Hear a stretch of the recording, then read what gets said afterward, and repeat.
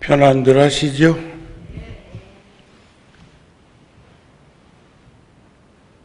사시절서의 추나추동, 그 속에서 우리는 덥기도 하고 춥기도 하고, 그리고 지금처럼 선선한 날을 만나기도 합니다. 나는 뉴욕 원각사 개원 50주년 법회를 준비하면서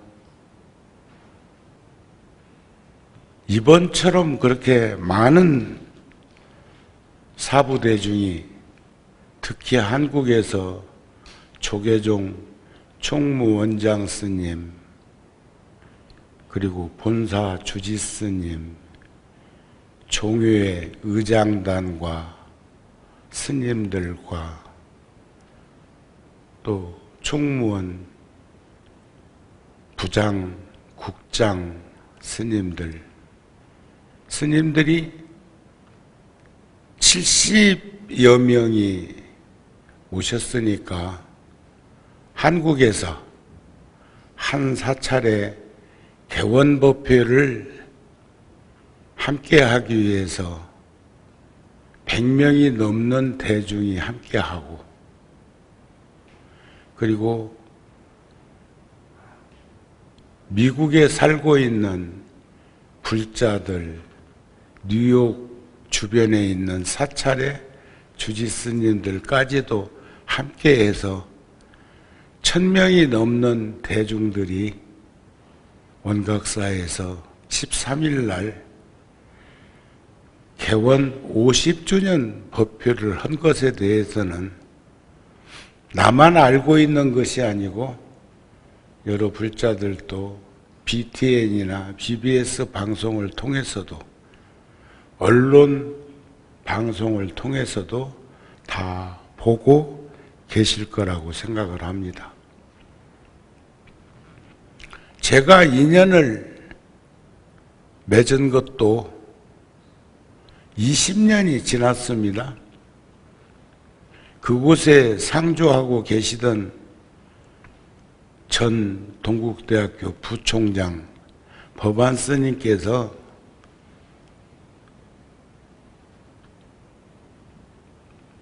(2004년도에) 한국에 오셔서 조계종 총무원장 스님을 만나 뵙고, 또 동국대학교 재단 이사장 스님을 뵙고, 원각사를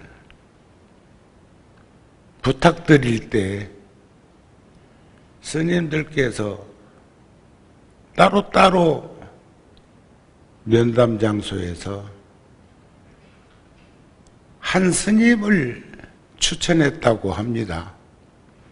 그 스님이 마음을 내주면 스님이 걱정하시는 그런 부분을 덜어 드릴 수가 있을 것 같은데, 학교에서나 종단에서는 그 일을 할 수 있는 여건이 여의치 않다는 말씀을 듣고 구룡사하고 일산 열애사를 휠체어 타고 오셔서 돌아보시고 저를 구룡사에서나 열애사에서 좀 보자고 해서 만날 수 있었을 텐데, 스님이 그냥 미국으로 건너가셔서 전화를 주셨어요. 나를 좀, 내가 법안인데 나를 좀 만나줬으면 좋겠다. 여러 스님들도 함께 거들어서 그런 전화가 오고 해서 제가 2004년도 8월 15일 날 뉴욕 원각사를 갔을 때의 그 사찰의 풍광은 대낮에 도깨비나 귀신이 나올 것처럼 그렇게 음산했고 그렇게 어수선했습니다. 집이 3, 40채가 30만 평 땅 안에 폐허가 되어서 방치되어 있기도 하고 스님이 건강이 여의치 못해서 거기서 큰 꿈을 이루고 싶었는데 못했던 그런 곳이 20년 후에 지금의 모습으로 여기 법당 앞에 나가서 보면 1층, 2층 다 유리창에 붙어있는 사진이 있지요. 그런 사찰이 되어서 스님들이 100여 분 그곳에 오셔서 축하해주고 저에게 축하 인사를 주지스님이 청해서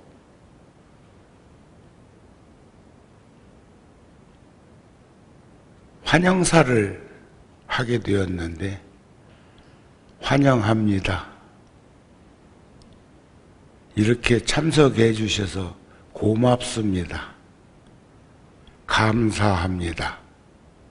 앞으로도 더욱더 열심히 살도록 노력하겠습니다. 하는 환영사를 하게 되었고 동국대학교 재단 이사장 스님이 내 말 끝에 축사를 하시는데 스님께서는 축하드립니다.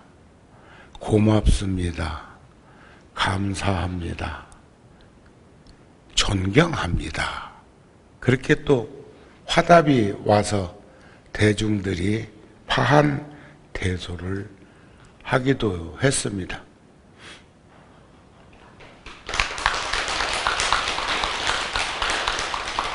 제가 3주를 첫째 주, 둘째 주, 셋째 주를 뉴욕 원각사에서 머무르고 있어서 이달에 대중 앞에 서는 시간이 여의치 않아서 보통은 관음제일날 제가 법표를 잘 안는데 오늘 구룡사를 하고 내일은 일산 열애사 법표로 잡았는데 제가 새벽 예불 기도를 마치고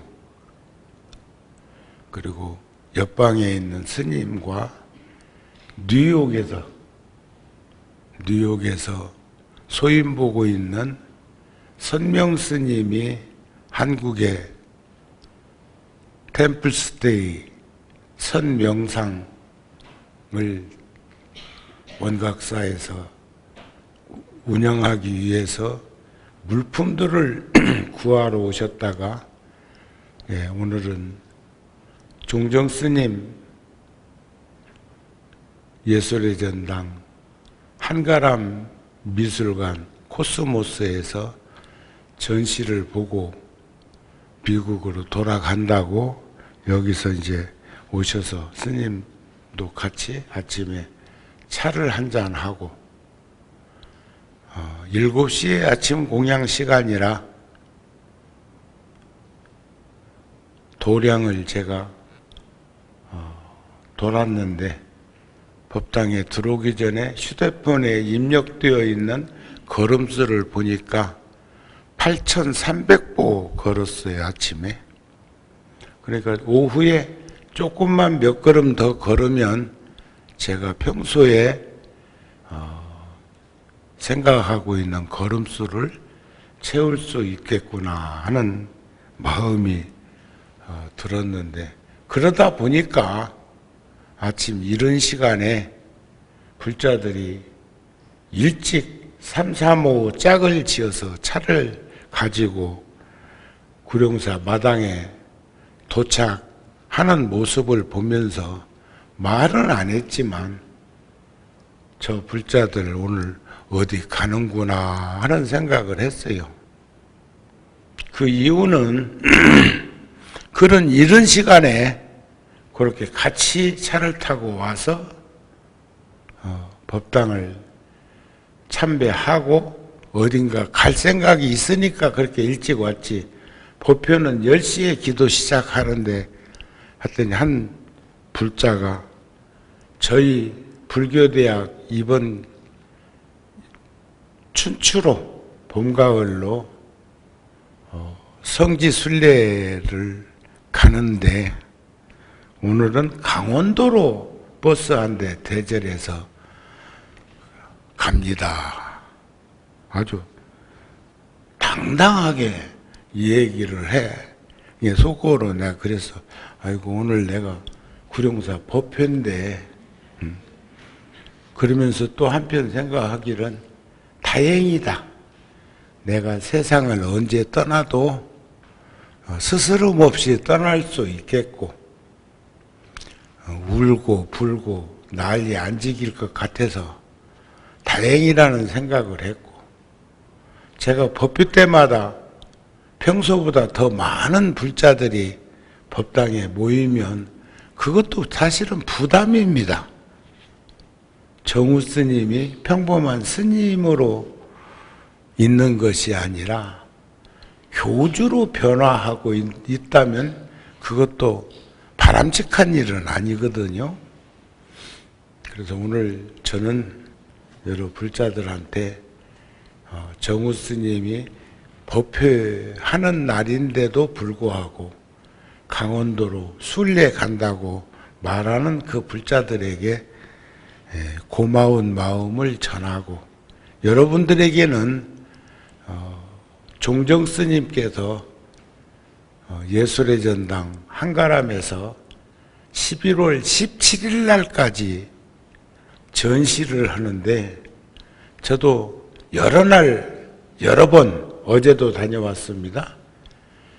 갔다 오면서 느끼는 건 여러 번 갔는데도 어저께 또 새롭게 보이는 작품이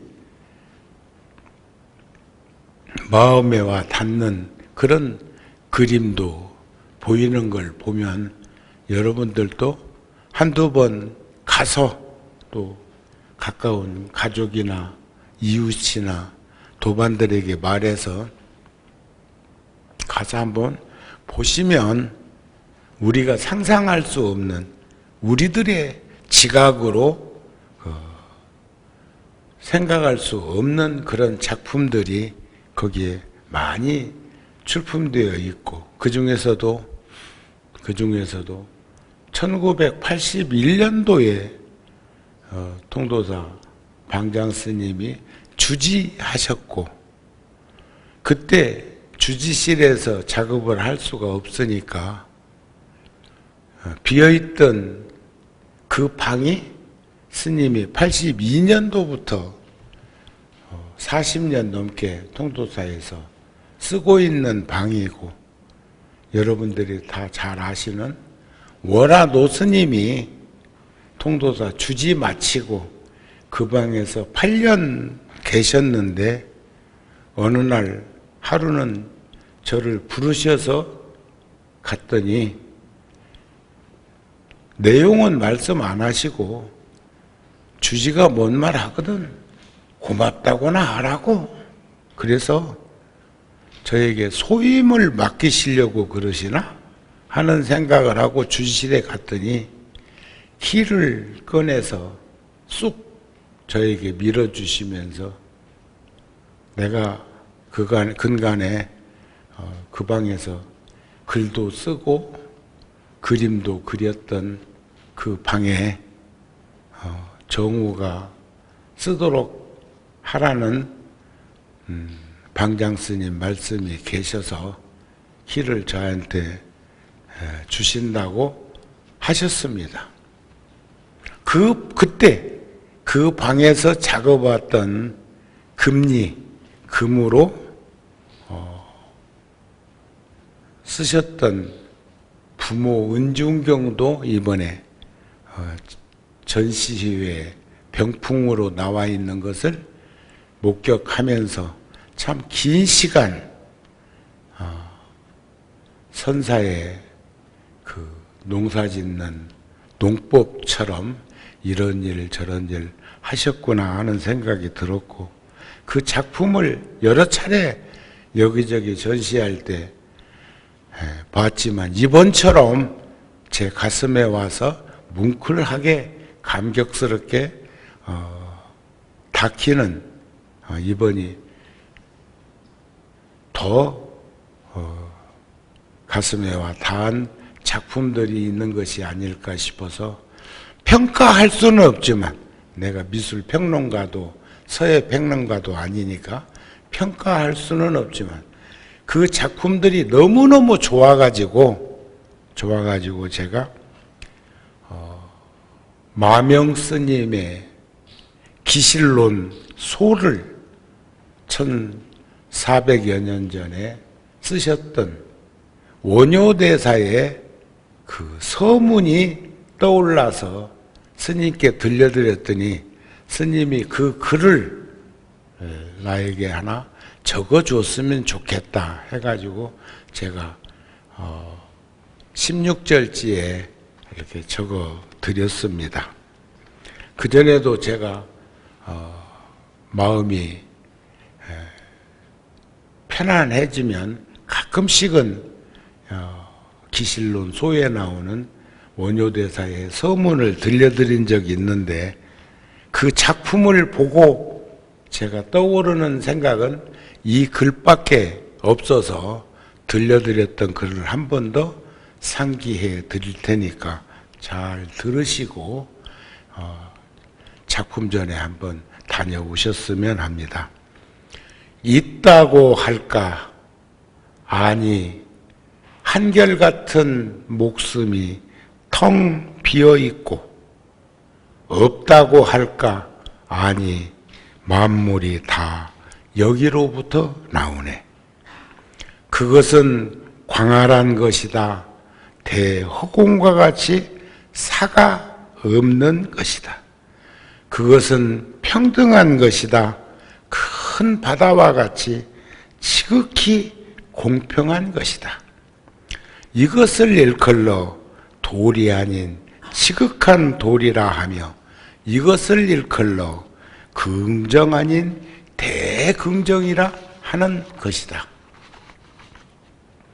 입을 굳게 다물고 그것을 목격한 대장부가 아니고서야 누가 언서를 넘어선 대승을 논하고 사려가 끊긴 대승의 깊은 믿음을 일으키게 할 수 있으랴 하는 글입니다. 제가 청년 시절에 기실론 공부를 하다가 너무 서문에 있는 원효대사의 그 글이 좋아서 그때 가슴속에 품기 시작해서 지금까지도 그것을 아주 기쁘고 즐겁고 환희법렬한 그런 경계를 드러날 때 이 글을 떠올리곤 했습니다. 내용 좋으시죠?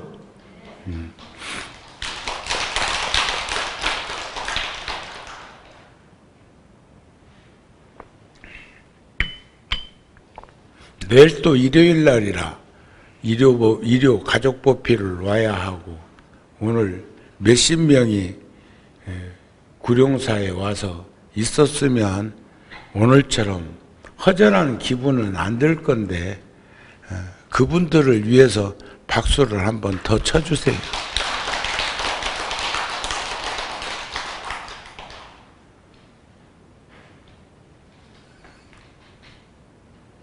우바니사타에 보면 일어나 앉아라. 그대들에게 잠은 무슨 이익이 있는가?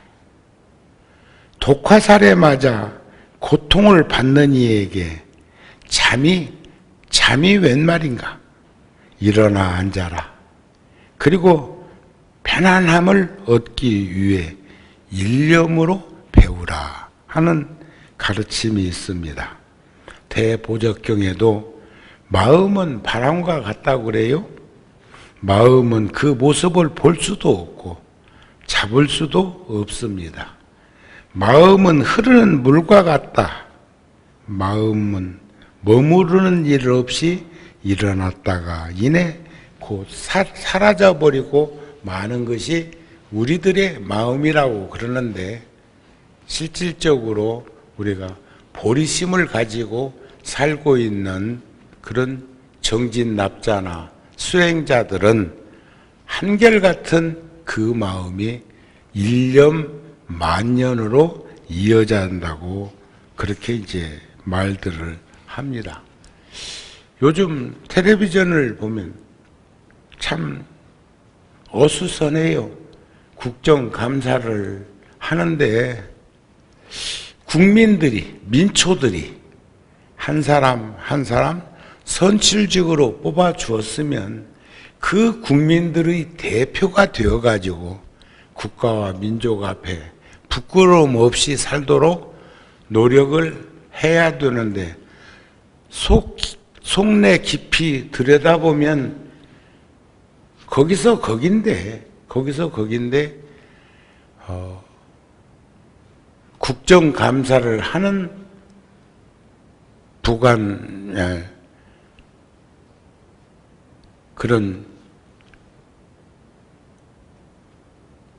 사람들을 증인으로 불러놓고 감사를 하면서 그 호통을 치는 그 모습은 국민들이 호통치라고, 물론 잘못하면 호통칠 수도 있습니다. 제 뒤에 모셔져 있는 11면 관세음 보살님도 대자대비 대의대사한 그런 사무량심의 본체로 관세음 보살님이 앉아 계시지만, 그 관세음 보살님의 뒤쪽에 11번째, 10번째 그 부처님 얼굴은 귀면상입니다. 귀신은 여러분들이 본 적이 없겠지만 아주 험상궂은 얼굴을 하고 있는 걸 보면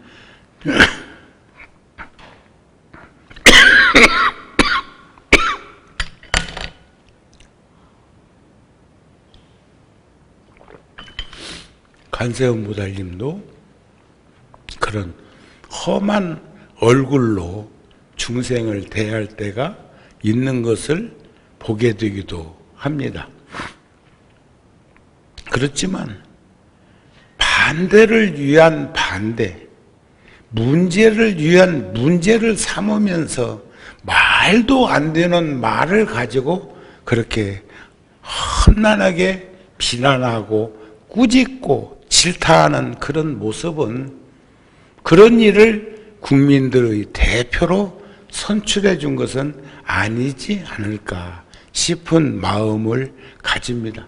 여러분들도 텔레비전 보기가 무섭다는 생각을 할 때가 있을 거라고 생각을 하는데, 중아함경에 보면 서로 싸우지 말라. 만일 말로써 옳고 그름을 가리려 하면 한 평생을 싸워도 끝이 없을 것이다. 오직 참는 것만이 진실로 언쟁을 끝낼 수 있나니 이러한 가르침이야말로 존귀하다 할 만하다. 지혜로운 사람을 향해 악한 말을 퍼붓는 것, 성인의 말씀을 헐뜯고 비방하는 것은 지혜롭지 못한 일이다. 지혜롭지 못한 짓이다. 그랬어요. 그래서 국정감사가 되었든 아니면 여야가 국가의 경영을 위해서 하든 한 가정에서도 마찬가지고 내 개인 내면에서 일어나고 있는 바깥 경계에 대한 다양한 생각들도 밖으로 노출하고 돌출할 때의 그런 부분은 우리가 숙지하고 살아가야 되지 않을까. 증지부 경전에 보면 그래도 남에게 충고하고자 할 때는 다음과 같은 5가지를 유념해서 말해야 한다 그랬어요. 충고할 만한 때를 가려서 말할 것. 말할 만한 때를 가려서 말할 것. 그렇지 못할 때에는 말하지 않는다. 2번째는 진심에서 충고하고 거짓되게 말하지 않는다. 3번째, 부드러운 말씨로 이야기하고 거친 말을 쓰지 않는다. 4번째, 의미 있는 일에 대해서만 이야기를 하고 무의미한 일에는 말하지 않는다.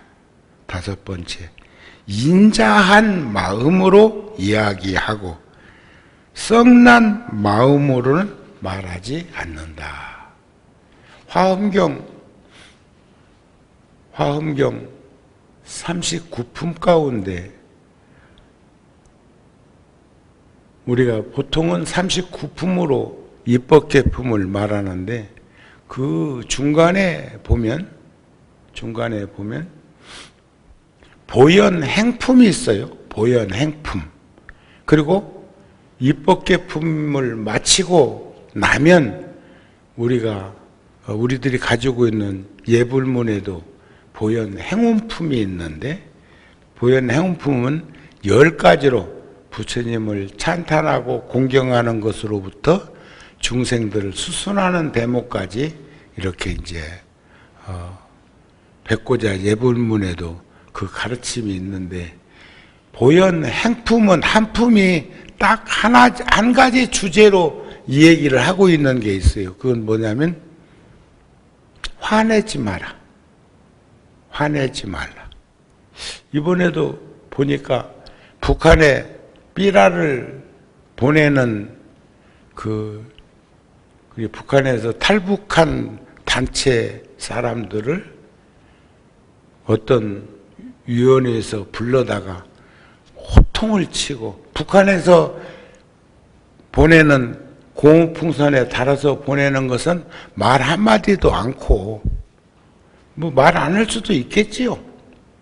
어떻게 생각하면 우리가 그쪽을 자극하면 그 사람들은 뭔 일을 벌일지 모른다니까 걱정돼서 그럴 수도 있을 거예요. 그러나 여하튼 간에 그쪽의 이야기는 한마디도 않고 우리가 공풍선으로 북한으로 이렇게 북한 실정을 알리는 부분에 대해서 호되게 그 탈북자 대표한테 얘기를 하니까 그니도 안 지고 가만히 있지 않더만요.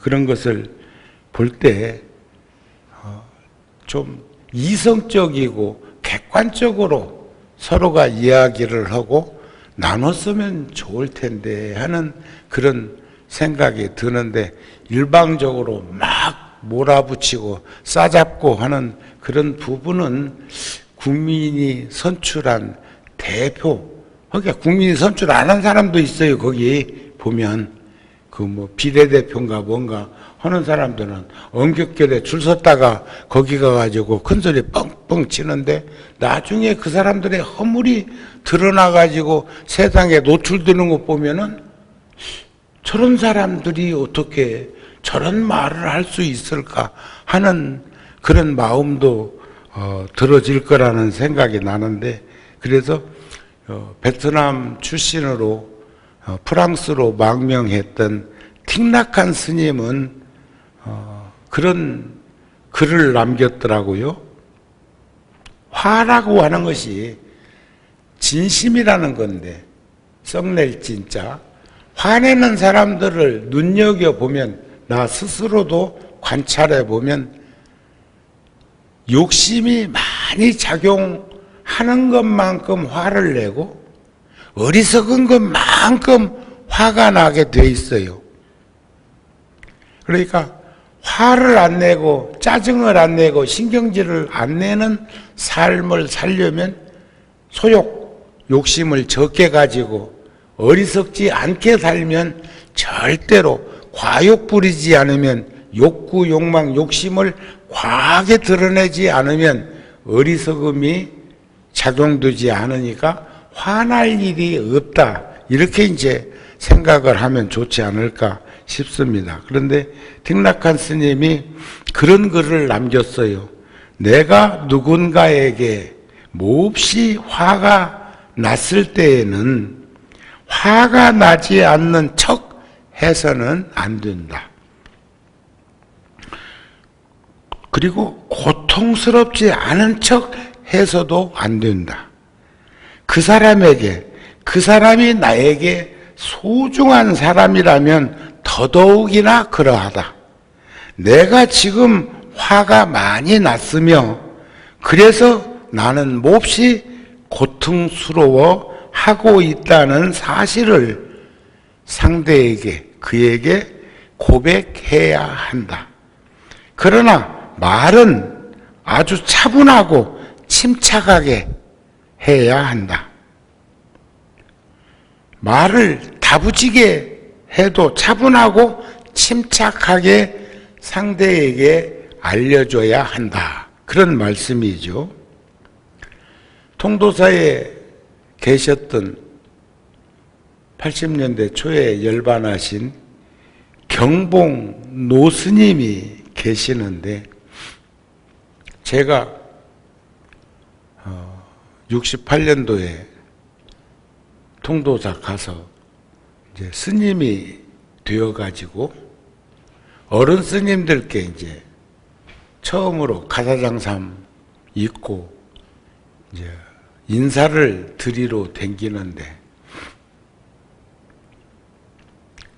가면 행자실에 있었기 때문에 어른들은 관심이 있으시기 때문에 다 아셔요. 아시는데 제가 가니까 이름이 뭐냐 그러셔요. 그래서 이마정자 지부자 정우라고 이름을 받았습니다. 그랬더니 누구 상자가 된지도 알고 계셔요. 홍법이가 욕심을 많이 부렸구나. 부처님 상투 위에다가 집을 짓는다고?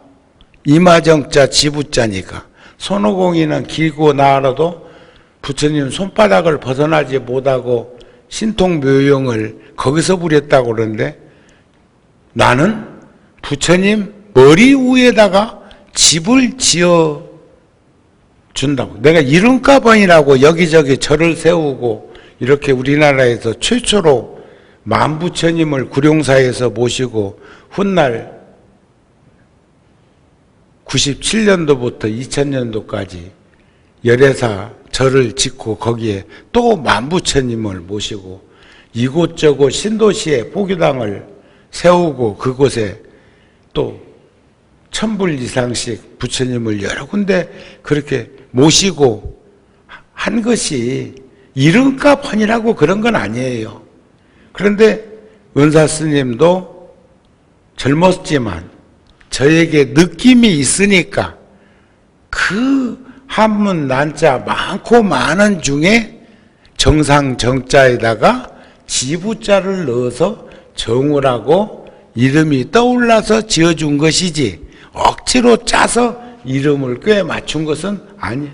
여러분들 법명 지을 때도요, 제가 이제 불교대학 나오는 불자들이나 아니면 절에 열심히 다니면서 스님 저한테 불명 하나 지어주세요 하면 얼굴을 보고 그분을 느끼고 그러면서 떠오르는 이름을 스스럼 없이 써주는 것이지 여러분들을 아무렇게나 무작위로 뭐 심지뽑기 하듯이 이름을 저는 한 번도 준 적이 없는데 훗날 보면 참 이름값을 한 것인지 이름하고 대동소이한 모습을 느낄 때도 있는데, 하물며 도인 스님이 이름 지어주고 이름을 풀이하는 것이 그렇게 그냥장 된 것은 아니었을 거라는 생각이 듭니다.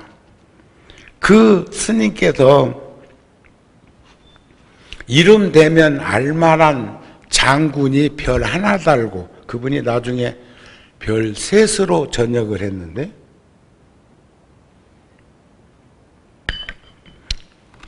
고향은 대구 쪽이고,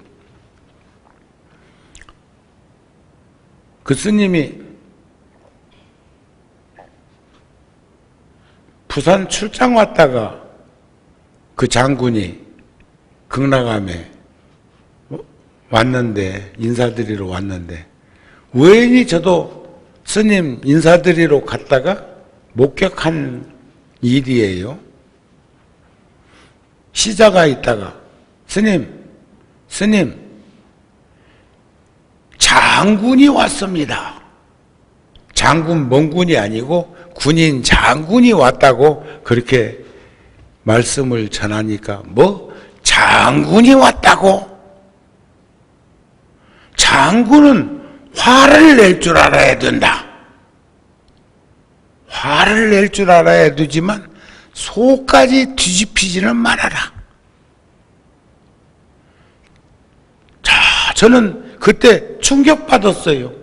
화내면 안 된다고 가르침을 배웠고 또 그래야 된다고 노력하고 있는데, 화를 낼 줄 아는 사람도 있어야 된다는 그 말씀. 그러면서도 바다처럼 큰 바람이 불면 큰 파도가 쳐도 바다 수심은 잠잠하기 때문에 바다 깊은 밑수심에서는 김도 자라고 미역도 자라고 다시마도 자라고 해파리도 자랄 수 있다는 말씀을 이렇게 거기다가 덧붙여서 말씀을 하실 때, 그 가르침이 평생 동안 제 마음속에 남아있는 걸 보면 역시 큰 어른이 말씀은 깊고 심오하다는 생각을 하게 됩니다.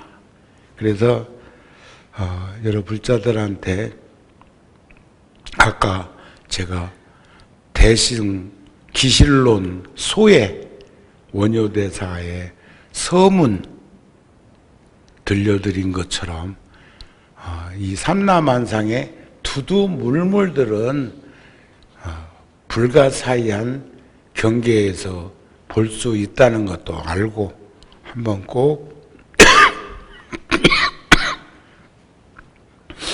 전시장에 가셔서 한번 참관했으면 좋겠다 하는 생각을 전합니다. 그래서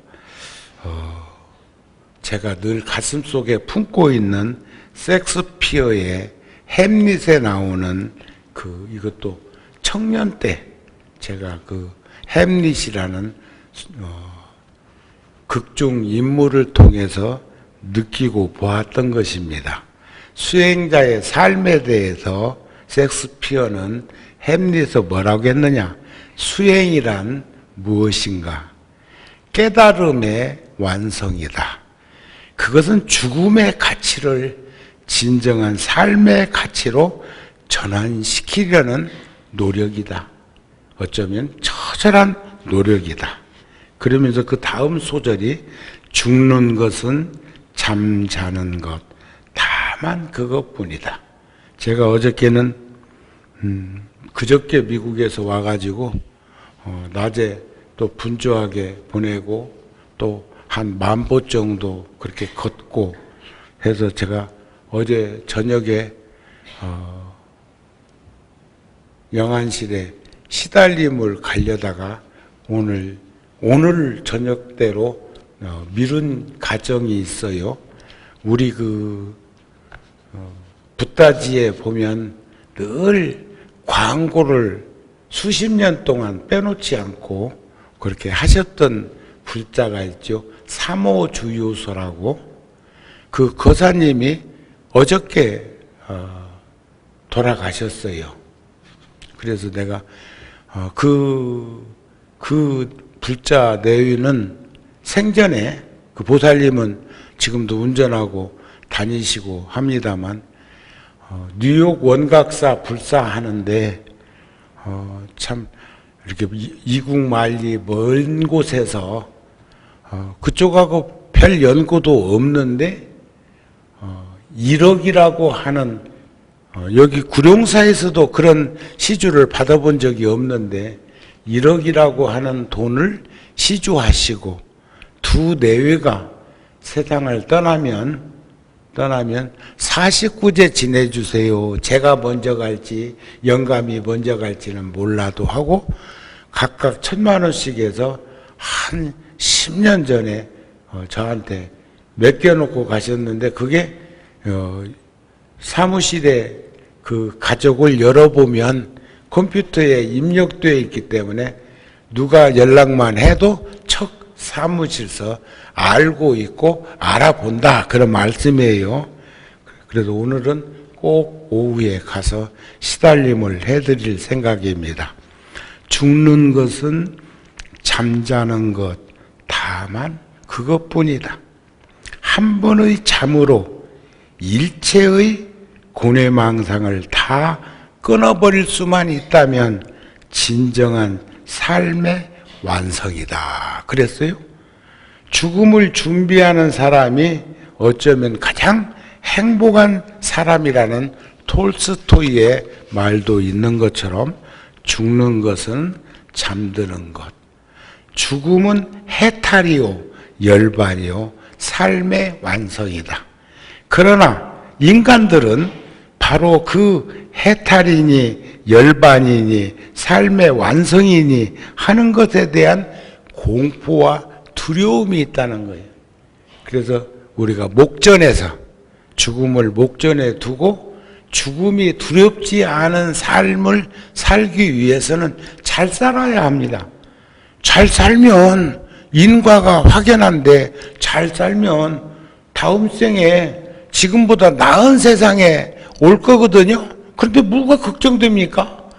두렵고 겁나고 무서운 것은 불안전한 것은 바로 다음 생이 불안하기 때문에 그런 것이 아닐까 싶습니다. 그래서 그것은 비극이라고 그럽니다. 그래서 우린 더 잘 살아야 합니다. 인과를 믿고 윤회를 부정하지 않는 삶이 되어야 합니다. 우리는 노병사생이여 태어나면 늙고 병들고 떠나는 것. 부모에게 받은 이 몸은 생로병사가 있기 마련이요. 그것은 어쩔 수 없는 일입니다. 그러나 잘 살면 지금보다 나은 생애가 기다리고 있기 때문에 우리는 겁나고 무섭고 두려울 것은 없는 것이 아닐까 하는 마음을 전하면서 오늘 법회 마칩니다. 성불하세요.